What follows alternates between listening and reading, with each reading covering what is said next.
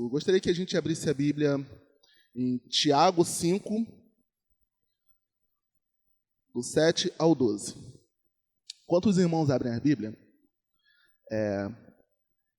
essa mensagem ela foi feita em conjunto. Por que foi feita em conjunto? Ela foi uma reflexão de um devocional que tive com a minha esposa essa semana. O Senhor ministrou muito em nossos corações e fica a dica, né, gente? Faça um devocional. Quem sabe surge uma pregação. Amém? Aconteceu comigo. Mas, bom, de dois títulos. Estou na dúvida entre dois títulos para essa mensagem. Um seria Reflexões de um Devocional e outro Paciência. A gente vai falar um bocado sobre isso. Tiago 5, do versículo 7 ao 12, diz assim: Sede, pois, irmãos, pacientes até a vinda do Senhor. Vede que o lavrador espera o precioso fruto da terra, aguardando-o com paciência até receber as primeiras e as últimas chuvas. Sede vós também pacientes e fortalecei o vosso coração, porque a vinda do Senhor está próxima. Irmãos, não vos queixeis uns dos outros, para não serdes julgados. O juiz está à porta. Irmãos, tomais como exemplo o sofrimento e paciência os profetas que falaram em nome do Senhor. Como sabeis, temos por bem-aventurados que perseveram. Ouviste da paciência de Jó, que vistes o fim que o Senhor lhe deu. O Senhor é cheio de misericórdia e compaixão. Sobretudo, porém, meus irmãos, não jureis nem pelo céu, nem pela terra, nem por qualquer outra coisa. Seja, porém, o vosso sim, sim, e o vosso não, não, para não serdes condenados. Amém? Os irmãos podem se assentar. Capítulo 5 de Tiago, ele começa falando umas coisas muito interessantes. E, sinceramente, lendo os primeiros versículos de Tiago, ele nos faz lembrar muito como está o nosso quadro brasileiro. Aqui a gente não vai defender ou acusar político, seja lá o que for, até porque, como foi muito bem dito pelo nosso pastor, e eu concordo também, a direita e a esquerda são duas pernas do mesmo corpo que caminham para o abismo. Então essa é a verdade. Então a ideia não é criticar ou falar de presidente A ou de B, seja lá quem for. Mas a grande verdade é que nós vivemos um período onde temos muitos poderosos oprimindo a população. Vamos ler aqui. Tiago 5, vamos ler a partir do versículo 1. Agora vós ricos, chorai e pranteai por causa das vossas misérias, que sobre vós hão de vir. As vossas riquezas estão apodrecidas e as vossas vestes estão comidas de traça. O vosso ouro e a vossa prata se enferrujam. A vossa ferrugem dará testemunho contra vós e devorará a vossa carne como fogo. Entesourastes nos últimos dias. Vede, o salário dos trabalhadores que ceifaram os vossos campos e que por vós foi retido com fraude está clamando. Os clamores dos ceifeiros chegaram aos ouvidos do Senhor Todo-Poderoso. Deliciosamente vivestes sobre a terra em que vos deleitastes. Cevaste o vosso coração no dia da matança. Condenastes e mataste o justo que não vos resistiu. E nós vivemos num momento onde um povo está sendo oprimido e sem defesa. Nós temos políticos que votam o próprio salário. E simplesmente em momentos de crise eles decidem aumentar o próprio salário. Como? Tirando o nosso. E não só políticos enchendo o bolso, esvaziando o bolso alheio, como nós vivemos também em caso onde muitos ditos servos do Senhor também têm enchido o próprio bolso, esvaziando o bolso alheio também. Só que há uma condenação para estes. Mas a ideia não é falar sobre estes. A ideia não é malhar essas pessoas. Mas qual é o seu papel diante disso? Qual é o nosso papel diante disso? Nós vemos em muitas redes sociais muito apelo popular falando a favor ou contra político A ou político B. Nós vemos muitas bandeiras, muitas causas sociais sendo levantadas. Como, por exemplo, o racismo, né? Vamos falar um pouquinho do chamado lugar de fala? O negro falando de racismo. Pois bem, qual é o papel do servo do Senhor mediante a isso? Ora, A palavra de Deus fala que nós devemos pregar o Evangelho. Pregar o Evangelho de Deus não é defender causas sociais. Então, qual seria a minha pregação contra o racismo? Amar a Deus sobre todas as coisas e amar o próximo como a ti mesmo. Ora, se amarmos a Deus sobre todas as coisas e amarmos ao próximo como a nós mesmos, nós não seremos racistas. Nós não seremos gananciosos.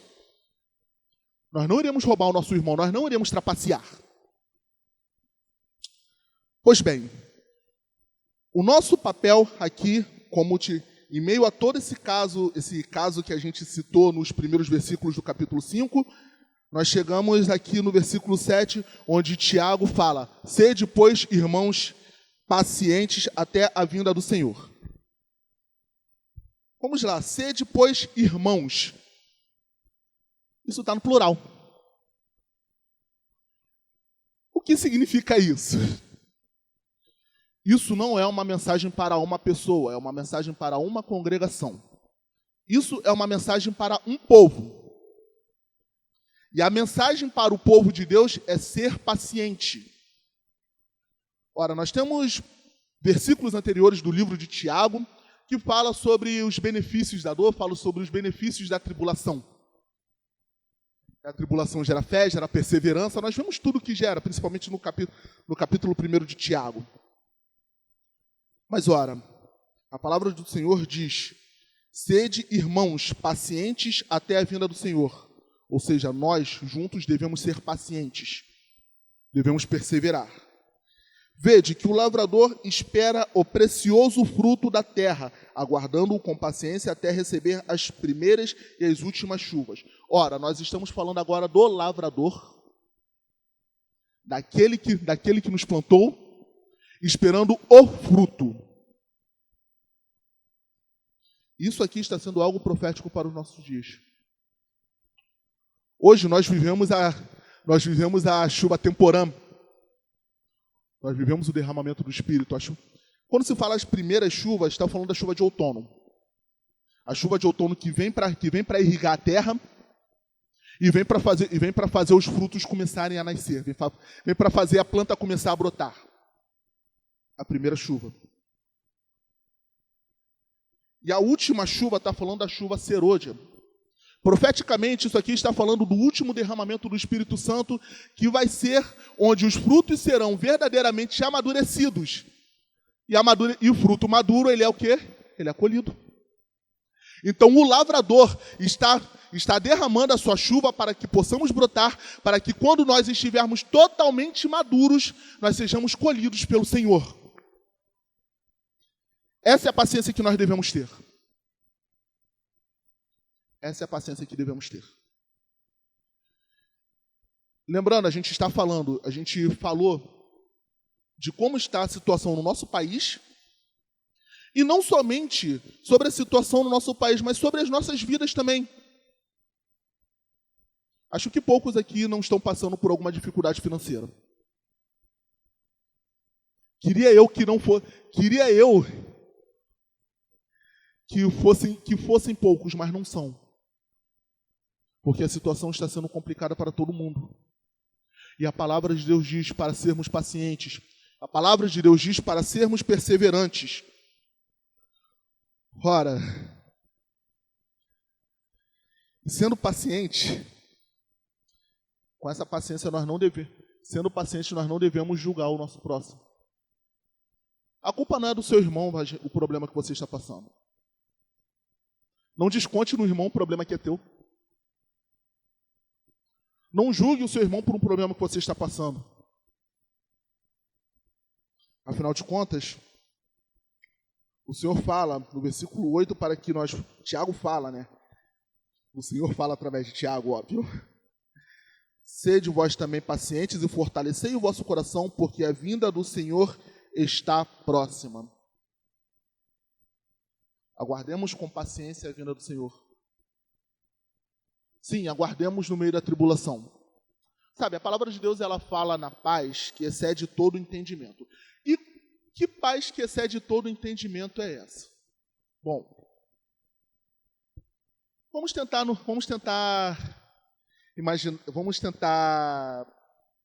olhar a situação que nós estamos. onde nós temos caos político, nós temos caos financeiro, nós temos um caos sanitário. E no meio disso tudo, os servos do Senhor perseveram em Deus, aguardando esse mal passar? Não, aguardando a vinda do Senhor. E sabe, e a mensagem tem sido um pouco distorcida. Certa feita eu ouvi um pregador, né, sem citar nomes, mas falando sobre pandemia, ele citou o que Jesus falou. Jesus disse, né, tende bom ânimo, pois eu venci o mundo. Então o nosso modelo de vencer está em Cristo. Não, não é isso. Não é o nosso modelo de vencer estar em Cristo, é a nossa vitória estar nele. É diferente. Quando a gente fala o nosso modelo de vencer estar em Cristo, a gente está falando, então só a gente ficar em Cristo que a gente vai vencer essas tribulações. Não. Não é vencer as tribulações. A nossa vitória está no fato de que Cristo venceu a morte. Então, seja o problema que nós estamos passando, lembremos, Cristo venceu a morte, Ele morreu, Ele ressuscitou, Ele voltará para nos buscar. Então, a nossa vitória não está em vivermos bem, porque somos cristãos. A nossa vitória não está em viver bem, porque a gente acredita num Deus. Mas a vitória nossa está na vitória que Cristo teve na cruz, livrando-nos de toda acusação no mal. Então, meus irmãos, mediante isso, Tiago ele para dar uns feedbacks, uns feedbacks morais, né? Digamos assim. Dentre vários feedbacks, né? Dentre vários conselhos, um conselho além da paciência é não se queixar com seus irmãos. A palavra de Deus fala para que nós devemos andar em paz uns com os outros. E não é se possível ter paz, não. Nós devemos andar em paz uns com os outros. A palavra de Deus fala para suportar-vos uns aos outros em amor. Então, mediante a tudo isso, não se queixe com seu irmão. E eu falo se queixar, não estou falando no sentido de não dividir o problema com seu irmão, não. Nós devemos confessar uns aos outros, confessar os pecados uns aos outros e orar uns aos outros para assim tenhamos cura. Tiago 5 também diz isso. Mas não vamos ler esse versículo. Mas o se queixar está falando na questão do julgamento. Olha, não existe super-homem. O super-homem só existe nos quadrinhos. Só existe nos filmes. Nós somos de carne e osso. E como pessoas de carne e osso, nós nos abatemos às vezes. Não é errado a gente chorar. Não é errado a gente se entristecer mediante um problema. Não é errado a gente sentir dor. O errado é viver prostrado. Quando viver prostrado passa a se tornar um hábito, aí nós temos que realmente rever a nossa caminhada em Cristo Jesus.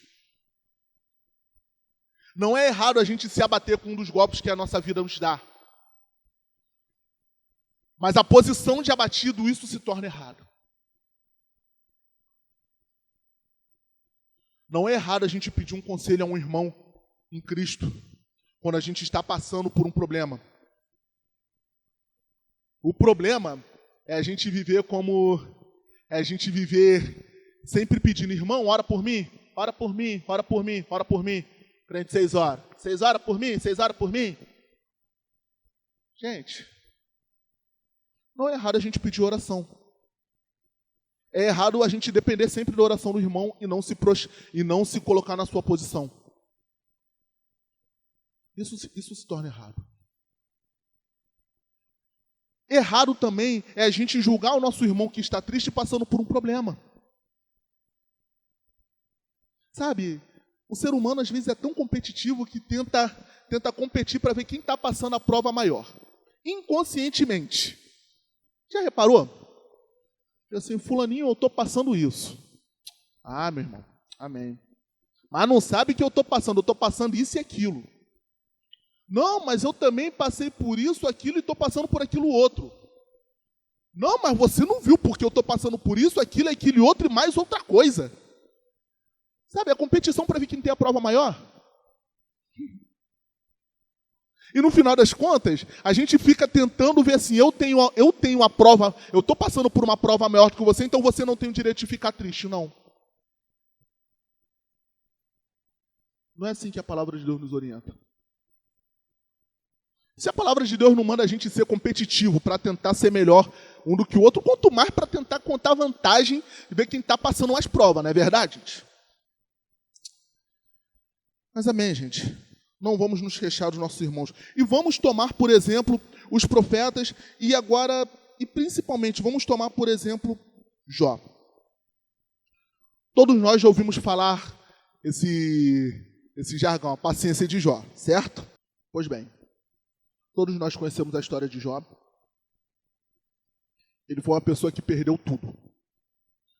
Jó, ele não simplesmente perdeu tudo, ele perdeu tudo de uma vez. Então as catástrofes na vida de Jó, elas vieram em um dia só.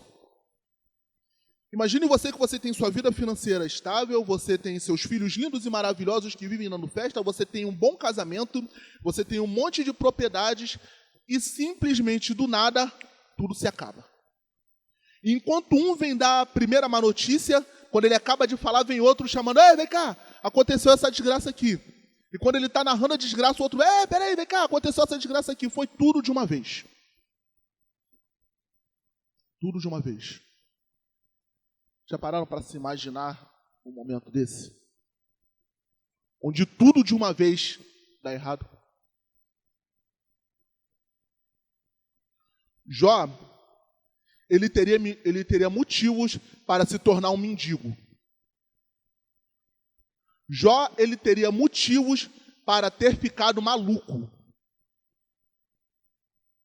Jó, isso aí a gente está falando no ponto de vista humano, tá, gente? A gente está falando do ponto de vista psicológico, estamos falando do ponto de vista humano.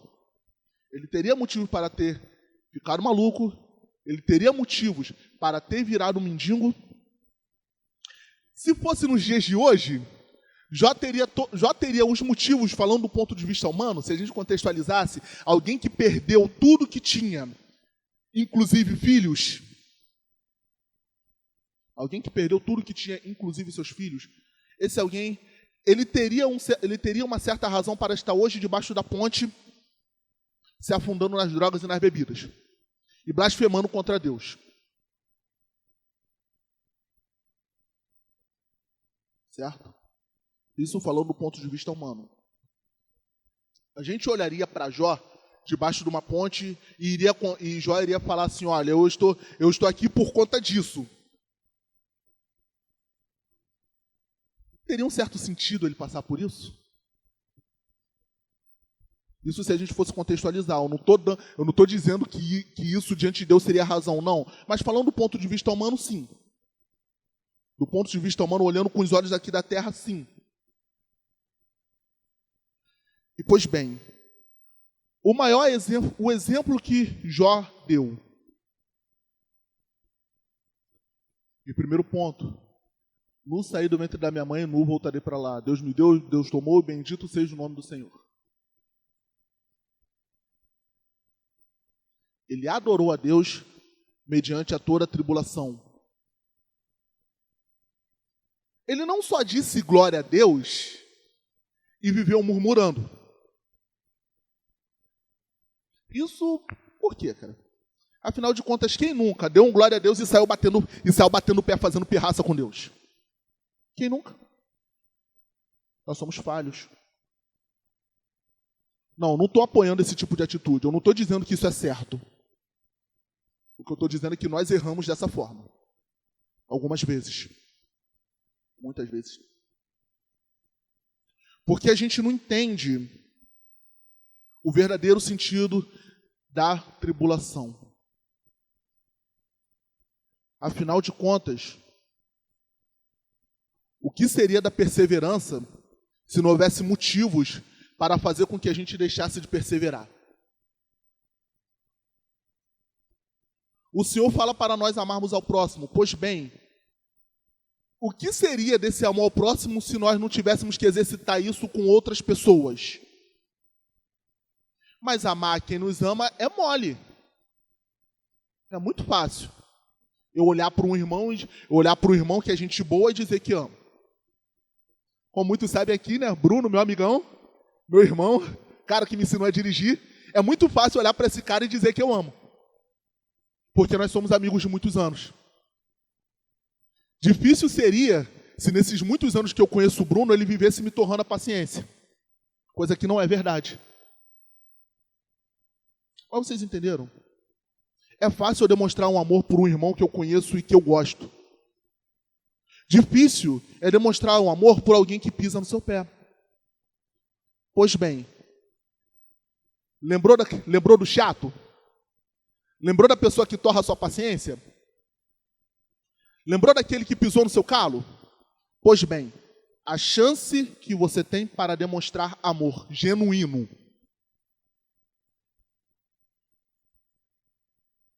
Agora vamos trazer para esse momento, vamos trazer essa passagem aqui, o que isso tem a ver com a paciência. Vamos ver como nós estamos. Vamos ver a nossa conta bancária. Pois bem, tá aí uma boa oportunidade para a gente mostrar paciência. E a paciência para quê? Para que um dia a nossa conta saia do vermelho? Não. Não é isso. Voltemos aqui para Jó. Jó, ele perdeu tudo de uma vez. Perdeu todos os seus bens, inclusive seus filhos, o filho que ele tanto amava. Inclusive, Jó exercia até um papel sacerdotal sobre os seus filhos, né? Ele orava pelos seus filhos, ele oferecia sacrifício pelos seus filhos, de tanto que ele os amava e preocupava com a salvação deles, que ele se preocupava com a relação deles com Deus. Então ele orava, oferecia sacrifícios para caso os filhos tivessem pecado, o sacrifício foi oferecido. Então aquilo foi um papel sacerdotal de um pai sobre os seus filhos. Detalhe é que a história de Jó está bem lá nos primórdios. Há quem diz que ele era contemporâneo de Abraão. Se não me engano, contemporâneo de Abraão. Enfim, mas ele oferecia sacrifícios ao Senhor por conta do pecado dos filhos, sendo que esse, entre aspas, sistema, digamos assim, essa ordenança foi feita em Moisés. Muito tempo depois. Interessante, não? Pois bem, e qual era o maior desejo de Jó? Qual era o maior desejo dele? Vamos abrir a palavra do Senhor em Jó 19, 25 ao 27. Eu sei que o meu Redentor vive e que por fim se levantará sobre a terra. E depois do meu corpo estiver consumido e sem carne, verei a Deus. Eu o verei por mim mesmo, com os meus próprios olhos, eu, não outros, como meu coração anseia dentro de mim. O desejo de Jó não era necessariamente para que a situação dele passasse, mas sim para que no final de tudo ele visse o Senhor se levantando. E se a gente contextualizar, Jó antes disse, eu sei que o meu Redentor vive, por fim ele se levantará. Hoje nós dizemos, eu sei que o meu Redentor vive e ele já se levantou. Isso aqui ele está falando do Cristo enviado de Deus. O desejo de Jó era ver o manifestar de Deus na vida dele. E qual tem sido o nosso desejo? A gente deseja que a nossa conta volte para o azul? Ah, já sei, a gente deseja que essa pandemia passe. Ah, sim, a gente deseja que o político tome tal atitude. Ou que um político seja deposto. A gente deseja fulano na presidência. Ou ciclano na presidência. A gente deseja o prefeito tal. Olha, preste atenção numa coisa.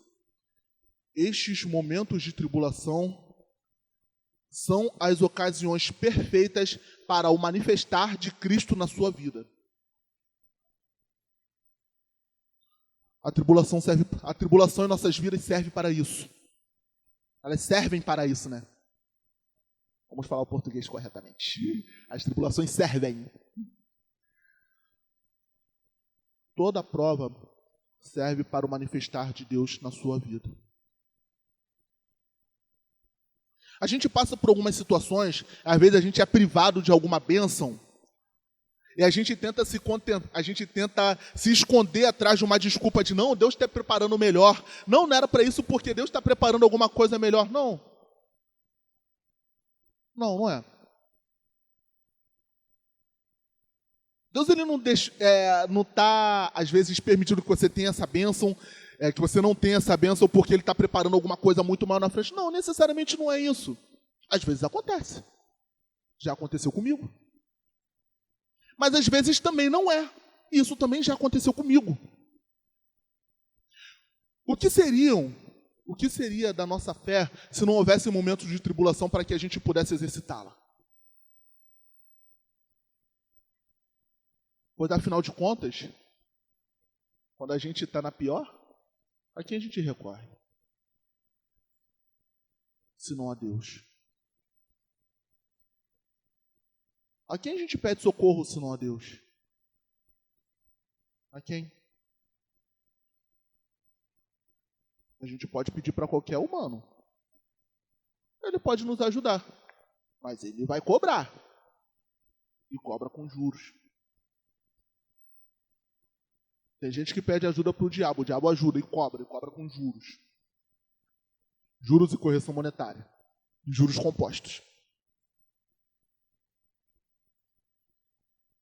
Deus, Ele não simplesmente vai dar aquilo que a gente pede, se der aquilo que a gente pede.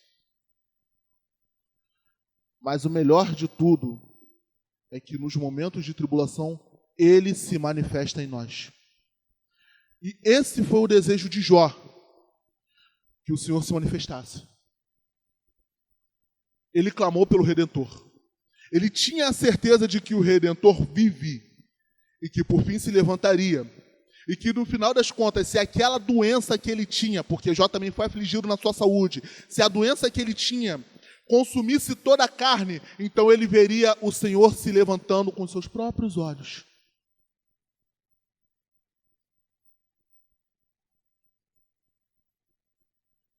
Pois bem, esse foi o desejo de Jó, que o Senhor se manifestasse.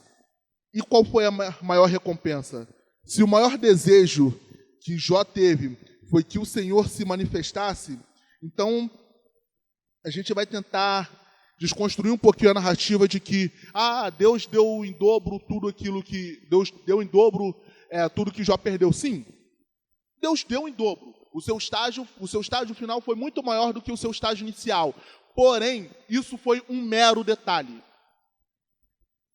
As riquezas de Jó, no final da história dele, no final desse livro, as riquezas foram meros detalhes.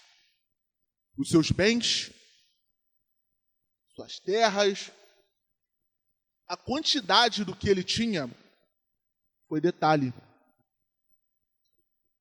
Porque em Jó 42, do 1 ao 6, diz, vamos lá. Então respondeu Jó ao Senhor: eu sei que tudo podes e nenhum dos seus planos pode ser impedido, ou pode ser frustrado em algumas versões. Quem é aquele que perguntaste e que sem conhecimento encobre o conselho? Certamente falei do que não entendia, coisas maravilhosas demais para mim e que eu não compreendia. Escuta-me, disseste, e eu falarei. Eu te perguntarei e tu me responderás. Com os meus ouvidos eu ouvira falar de ti, mas hoje te veem os meus olhos. Por isso me abomino e me arrependo no pó e na cinza. Pois bem, esse foi o maior prêmio que Jó pôde ter. A paciência, a perseverança de Jó fez com que no final das contas ele visse o manifestar de Deus com seus próprios olhos na sua vida. Então olha, meus irmãos, vamos pensar nesse momento. Nós passamos por dificuldades, sim. Nós passamos por problemas, sim. Jó desejou a morte. Jó desejou a morte. Mas no final das contas, Jó teve um encontro com aquele que vive e reina para todo sempre. A riqueza de Jó não estava nos bens materiais, mas sim no seu desejo de estar próximo ao Senhor, no seu desejo de ter uma vida reta diante do Senhor. E, como nós aprendemos aqui nessa congregação, o que o diabo tenta tirar de nós é uma reação. E a nossa reação vai mostrar o quanto nós estamos perto ou distantes de Deus. E muitas das vezes, para tirar uma reação ruim de nós, nós passamos por provas. E muitas vezes, para que a gente também tenha uma reação ruim, nós somos abastados. Já pararam para pensar nisso? Meus irmãos, os nossos momentos de tribulações, são ocasiões perfeitas, são ocasiões propícias para que nós nos aproximemos do nosso Deus. Não vamos perder essa chance. Não vamos perder nosso tempo murmurando. Não vamos perder nosso tempo, não percamos o nosso tempo sendo falsos. Não percamos o nosso tempo jogando abaixo o nosso testemunho. Nós falamos de um Deus que vive, nós falamos de um Deus que é provedor. E quando a gente passa por um momento de escassez, nós esquecemos que o nosso Deus, ele é provedor. O que seria da provisão? Como Deus iria mostrar a provisão dele nas nossas vidas se não fosse os nossos momentos de escassez? Como?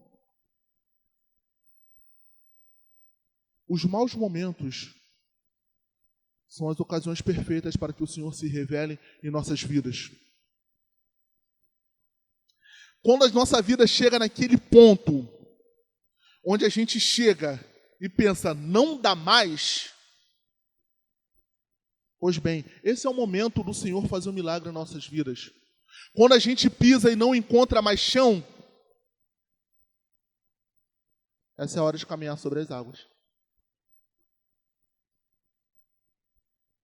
Essa é a hora de caminhar sobre as águas. E quando a gente está olhando para Cristo, quando a gente está olhando para o nosso Redentor que vive, nós sim conseguiremos, quando nós conseguimos caminhar em um lugar onde não tem chão. Literalmente? Pode ser. Pode ser, né? Creio que nos últimos dias haverão muitos milagres. Afinal de contas, será o último derramamento do Espírito para fazer os frutos amadurecerem. Eu creio que nos últimos dias Deus pode nos tirar do Rio de Janeiro e nos fazer parar em Manaus com teletransporte. Ou fazer a gente botar R$20 de combustível num carro e chegar lá até Manaus. Eu creio que Deus pode fazer isso.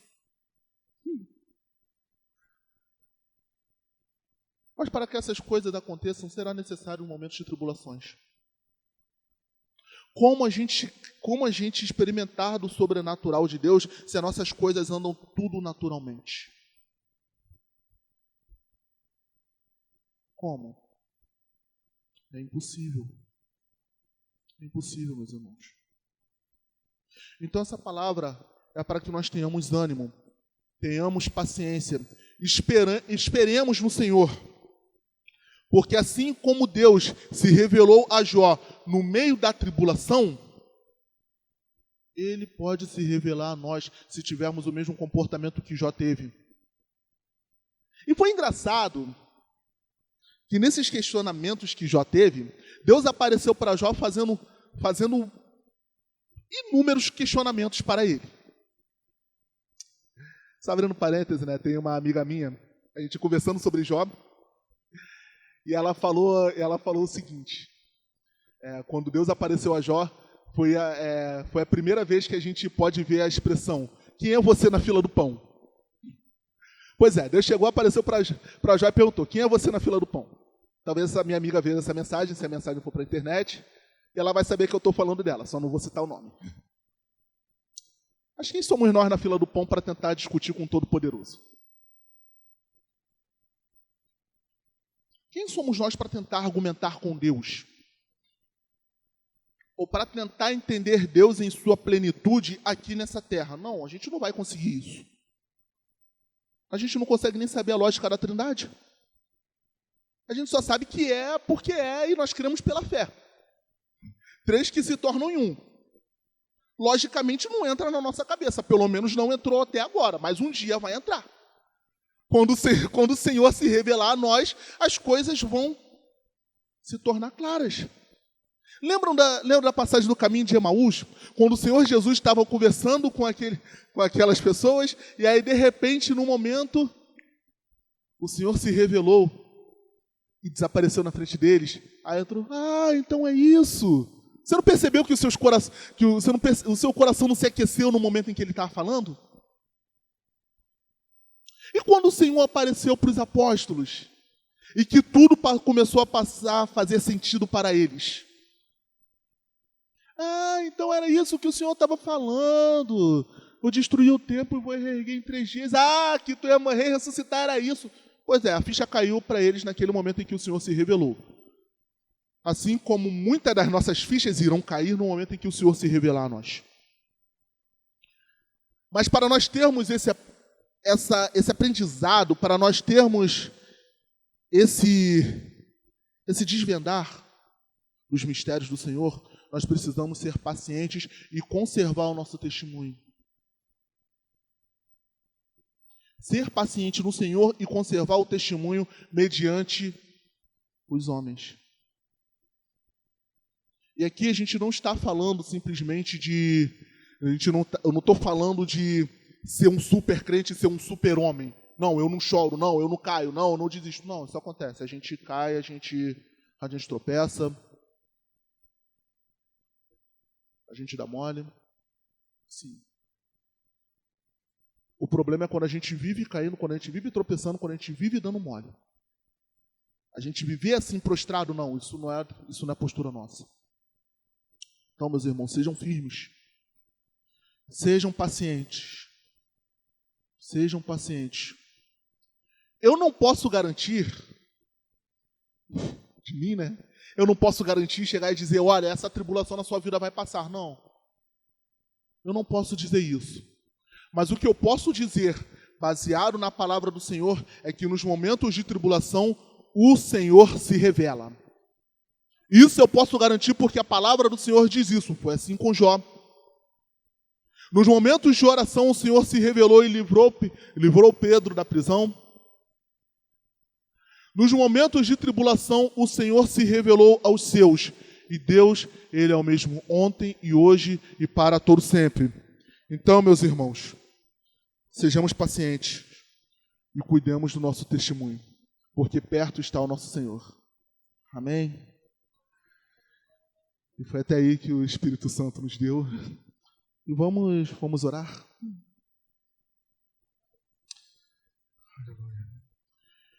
Deus Todo-Poderoso, muito obrigado, ó Pai, porque eu precisava muito ouvir isso. E hoje, Pai, principalmente.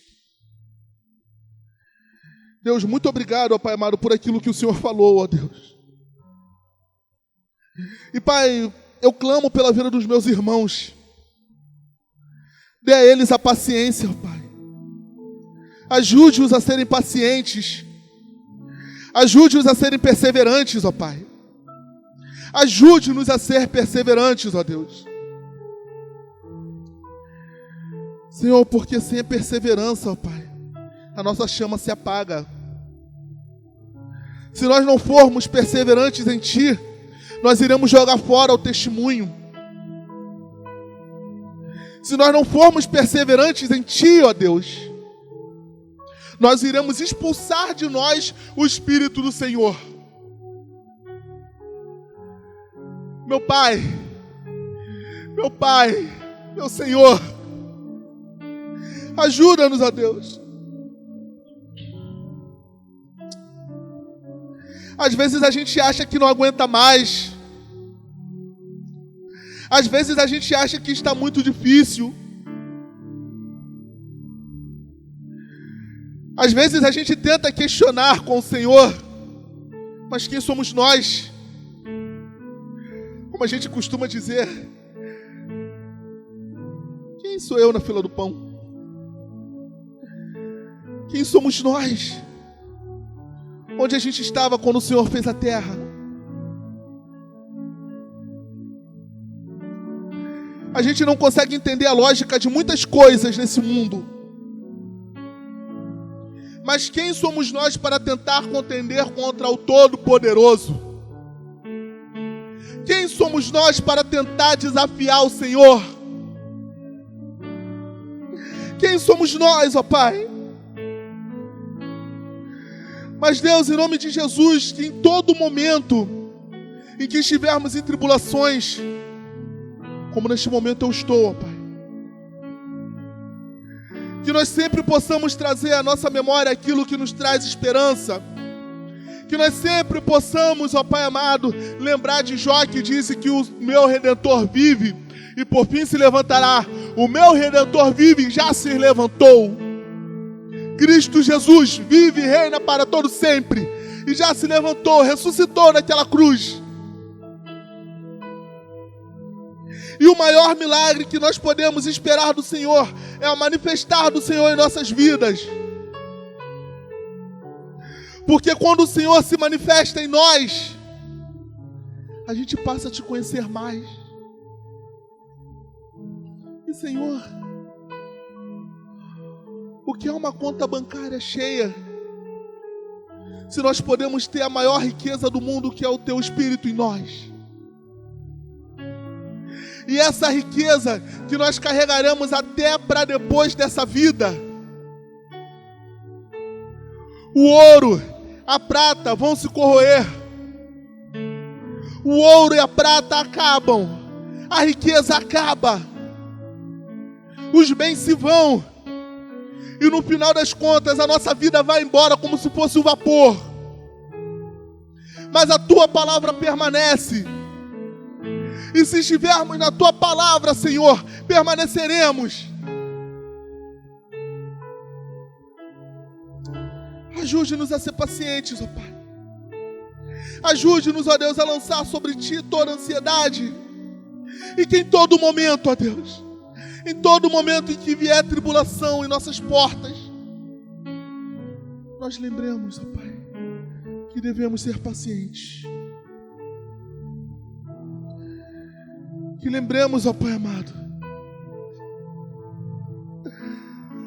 que nós estamos aguardando a última chuva, para que sejamos totalmente amadurecidos. Que nós lembremos da Tua bondade e da Tua fidelidade. Que nós lembremos, ó Pai amado, que perto está o Senhor.